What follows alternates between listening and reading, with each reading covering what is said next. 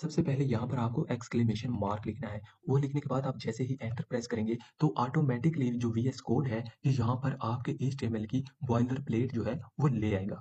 ठीक है? इसके बाद बॉडी का जो टैग है इसके अंदर बेसिक मैं एक पैराग्राफ लिखता हूँ like this is our first code. ये लिखने के बाद मैं इसको करता हूँ सेव। जैसे ही मैं सेव करता हूँ तो यहाँ पर आपके पास एक गो लाइव का ऑप्शन होता है।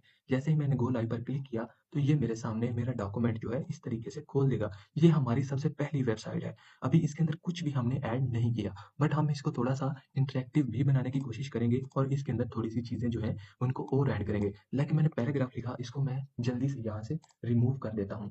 तो पैराग्राफ टैग को रिमूव करने के बाद हम लोग थोड़ा-सा आगे चलते हैं। लाइक सबसे पहले हमें यहाँ पर टाइटल लिख लेना है कि आखिर हम करने क्या वाले हैं। तो मैं यहाँ पर लिख देता हूँ डेव स्पार्क और आगे जो मेरी क्लास है उसके रिलेटेड लिख देता हूँ। ये आपकी टू द पॉइंट होनी चाहिए, आप जो भी चीज़ कर रहे हैं। मैं लाइक यहाँ पर लिख देता हूँ मास्टर क्लास।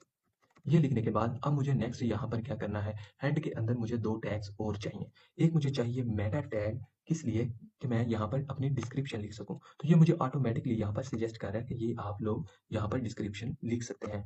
उसके बाद मुझे एक और मेटा टैग चाहिए। मैं क्या करता हूँ, मेटा और नीचे कीवर्ड लिखता हूँ। तो ये ऑटोमैटिकली मुझे कीवर्ड्स भी सजेस्ट कर रहा है। मैं सिंपली टैब प्रेस करूँगा और यहाँ पर मेरे कीवर्ड्स जो हैं वो भी लिखे जा चुके हैं। देन उसके बाद अगर फॉर एग्ज़ाम्पल आपने कोई फ़ाइल जो है सीएसएस की क्रिएट करनी है। अभी के लिए आपको सिर्फ लिंक करना जो है वो सिखाता हूँ। आप यहाँ पर जाएँ लिंक सीएसएस, जैसे ही यहाँ पर क्लिक करेंगे तो आगे यहाँ पर एचआरईएफ वाला जो टैग है वो आपसे पूछेगा कि कौन सी फ़ाइल को अटैच करना चाहते हैं। तो आपकी फ़ाइल का जो नाम हो आप सिंपली वो यहाँ पर लिख सकते हैं। लाइक यहाँ पर अभी एक सीएसएस की फ़ाइल पड़ी हुई है। अभी आप इस बहस में ना जाएँ, ना ही इसको सोचें कि आखिर आपकी सीएसएस फ़ाइल किस तरीके से होगी या कैसे आप लिखेंगे। इसको हम नेक्स्ट क्लास में देखेंगे। तो यहाँ पर मेरी एक सीएसएस की जो फ़ाइल है वो भी लिंक हो चुकी है। बट अभी के लिए मुझे सीएसएस चाहिए ही नहीं, तो मैं इसको कमेंट कर देता हूँ। आप यहाँ पर सिंगल लाइन कमेंट भी कर सकते हैं और डबल लाइन कमेंट भी कर सकते हैं। इससे क्या होता है कि जो आपका वीएस कोड है वो इनको इग्नोर कर देता है। ये आपका कोड जो है उसके साथ पिक नहीं होता देन। तो फिर हम लोग बॉडी में आ जाते हैं क्योंकि हमें यहाँ पर ही अपना मेन काम करना है।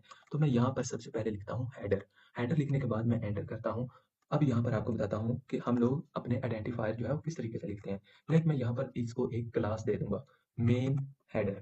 ये मैंने इसको एक क्लास दे दी। उसके बाद मुझे हेडर जो है इसके अंदर कुछ और कंटेंट भी चाहिए। लाइक मैं यहाँ पर अपनी एक नैव बार बनाना चाहता हूँ। नैव बार बनाऊँगा, उसके अंदर मैं डिफरेंट जो है अपने एलिमेंट रखूँगा। तो मैं नैव बार बनाने के लिए नैव टैग का यूज़ करूँगा। देन मैं यहाँ पर इसको क्लास दूँगा और क्लास मुझे यहाँ पर देनी है नैव बार। ये देने के बाद नेक्स्ट मैं नीचे मूव करूँगा और सबसे पहले मेरा जो है वो लोगो आएगा। आप लोगों ने डिफरेंट वेबसाइट्स देखी होंगी कि नैव बार में आपकी जो लेफ्ट साइड होती है, उस साइड पर कोई ना कोई या तो लोगो होता है या फिर कोई टेक्स्ट होता है। तो फ़िलहाल मेरे पास कोई लोगो तो नहीं है, बट मैं यहाँ पर एक H1 हेडिंग देता हूँ।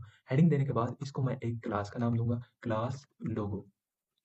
देन मैं यहाँ पर लिखूँगा कि मैंने यहाँ पर आखिर लिखना क्या है। तो ये मेरा वहाँ पर डेव स्पार्क लिखा हुआ शो करवाएगा। अगर मैं यहाँ पर जाऊँ और आपको दिखाऊँ कि हमारा क्या आ रहा है, अभी तक हमारी नैव बार के अंदर सिर्फ डेव स्पार्क ही